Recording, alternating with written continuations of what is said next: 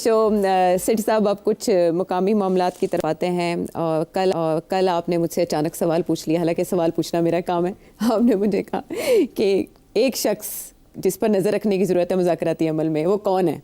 अच्छा, थोड़ी देर के लिए मैं सोच में पड़ गई क्योंकि सवाल आप पूछ रहे थे।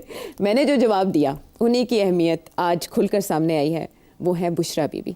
बुशरा बीबी के हवाले से ज़राए ये दावा कर रहे हैं कि पहले वो सियासी अमल में एक्टिव हुई, जैसे आपने बताया एकदम से उन्होंने लीड किया लॉन्ग मार्च को, और फिर उसके बाद अब वो जो कानूनी मामलात हैं उनको भी देख रही हैं। और उन्होंने 2 शख्सियात ऐसी हैं ज़राए के मुताबिक जिनको ये काम सौंपा है कि वो वकला की एक्टिविटीज़ के हवाले से उनको रिपोर्ट करेंगी। उधर शेर अफजल मरवत साहब वकला के ऑडिट का भी मुतालबा कर रहे हैं। ये भी सुनने में आ रहा है कि जो कानूनी टीम है उसकी मुलाकात इमरान खान साहब से करवाने के बारे में भी बुशरा बीबी ने कुछ हिदायत जारी की हैं।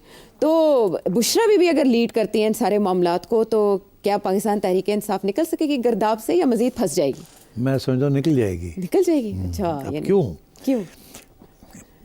अब आप अभी मुझे पूछ रही थी कि क्या बुशरा बीबी डार्क हॉर्स है या ट्रोजन हॉर्स है? ये ऑफ द कैमरा बात हुई थी। डार्क हॉर्स और ट्रोजन हॉर्स में क्या फ़र्क है? हाँ। डार्क हॉर्स वो होता है कि जो इसके ऊपर तवज्जो ना दी जाए, रेस हो रही है, पीछे से कोई ऐसा घोड़ा जिसके ऊपर किसी ने बैठे नहीं लगाई वो नीचे से आगे और जीत जाए। हाँ। ठीक है, उसको कहते हैं कि घोड़ा पहचाना ही नहीं, डार्क हॉर्स। हाँ। बाकी घोड़े कुछ चिट्टा के घोड़ा, तो बाकी सब उधर देख रहे हैं, पीछे से डार्क हॉर्स आके बाजी ले गया। ट्रोजन हॉर्स ये ग्रीक मिथोलॉजी का है कि ट्रोजन हॉर्स एक लकड़ी का बहुत बड़ा घोड़ा बनाया था और वो एक शहर में ले गए और उस घोड़े के अंदर फौज थी। अच्छा। इतना बड़ा घोड़ा बनाया था। तो घोड़ा जब शहर में आके खड़ा कर दिया गया तो जो शहर वाले लोग थे उनको पता नहीं था कि वो कहे जी घोड़ा आया, ठीक है, उन्होंने लेके आए हैं as a offering to the. रात के अंधेरे में घोड़े की खुला और उनके जो सिपाही थे या ग्लैडिएटर्स थे वो नीचे उतरे और उन्होंने हमला किया और जीत गए। तो उसे कहते हैं कि ट्रोजन हॉर्स। तो अब बुशरा बीबी ट्रोजन हॉर्स हैं या डार्क हॉर्स हैं? अच्छा, पीटीआई समझती हैं कि वो डार्क हॉर्स है। अच्छा। कुछ हम जैसे लोग समझते हैं वो ट्रोजन हॉर्स है। अच्छा, तो अब मेरा ख्याल है कि तवज्जो देनी चाहिए घोड़े पे, डार्क है या ट्रोजन है। और आपने खुद ही बता दिया कि उन्होंने तो अब अपने वाजे कर दिया। हाँ। और दिन ब दिन वो मजबूत होती जा रही है। एंड अब वो पहले वो लीड कर रही थी, गंडापुर साहब के साथ लड़ाई झगड़े हो गए, उस वक़्त भी उन्होंने वकला हज़रात के ऊपर ख़ुसूसन एक स्पेशल एक लीडिंग वकला हैं, वकील हैं जिनके बारे में राजा साहब को भी उन्होंने थोड़ा सा तू मैं होगी, जिससे राजा साहब रिज़ाइन करके फिर वापस आ गए। तो Bushra Bibi is now coming in charge. और ये जो था ना कि एक ग्रुप है गंडापुर साहब का, एक ग्रुप है बुशरा बीबी का और एक ग्रुप है बहनों का, अलीमा खान साहिबा। तो वो सारे ग्रुप फारग हो रहे हैं, सिर्फ बुशरा अब एक ही रह जाएगा, that is Bushra Bibi. And she is taking control and she is the only one जिनका एक्सेस टू इमरान खान, जब चाहें वो एक्सेस कर सकती है इमरान खान को। और इमरान खान सवाए उनके किसी और के ऊपर ट्रस्ट नहीं करते, एतमाद नहीं है सवाए इनके। तो मैं ये समझता हूँ कि Bushra Bibi will play now a very important role. अच्छा। Very important role. और वो रोल 2 किस्म का हो सकता है, लगेगा एक, हो सकता है दूसरा वो होगा क्या, वो उससे पता चलेगा डार्क हॉर्स है या ट्रोजन हॉर्स। अच्छा, वो ये है कि अब खान साहब को कौन मनाएगा, क्योंकि मनाना तो है ना, ये तो नहीं है कि ऐसे ही सिलसिला चलेगा। ओके, आपने देख लिया कि फेल हो गए, कमज़ोर हो गई ये पार्टी, डिविजन्स हो गई हैं। अब Bushra Bibi is taking charge. Divisions बड़ी इंपॉर्टेंट होती हैं, अगर किसी ने चार्ज लेना हो ना तो पहले डिवाइड करते हैं, डिवाइड करके फिर एक ऐसा शख्स या ऐसा शख्स आता है जो कि सब को कंट्रोल कर लेता है, उसके ऊपर सब रजामंद हो जाते हैं। And who better than Bushra Bibi, because Imran Khan साहब ने मोहर लगाई हुई है। तो बुशरा बीबी पहले तो ये कहते थे कि मैं तो सियासत में हूँ ही नहीं, मैं तो एक घरेलू बीवी हूँ।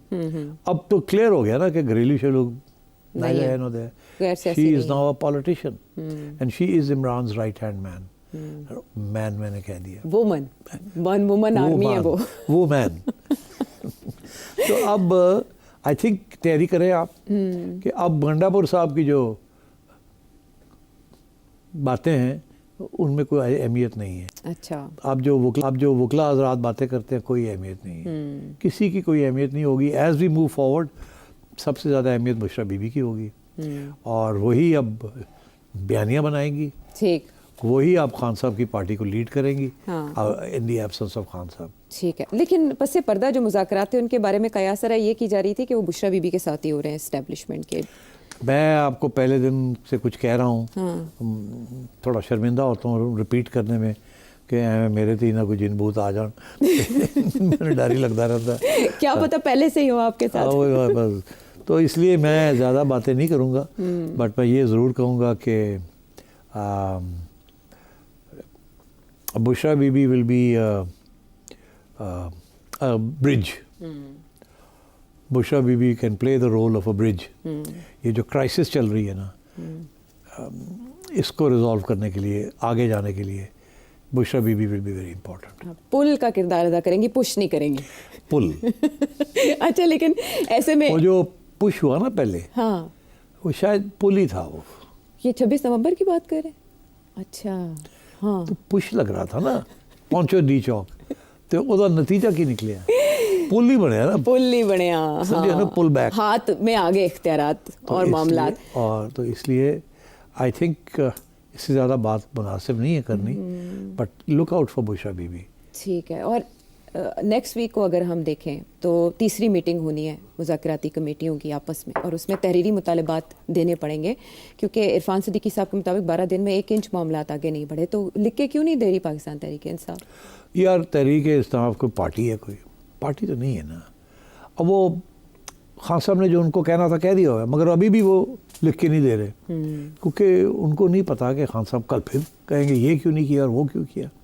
दूसरी बात यह है कि इनका ये ख्याल है कि अगर लिख के दे दिया तो एक किस्म की तस्लीम होगी ना कि गवर्नमेंट को मान लिया, लेजिटिमेसी ऑफ द गवर्नमेंट, उनके साथ मुज़ाकरात चल रहे हैं।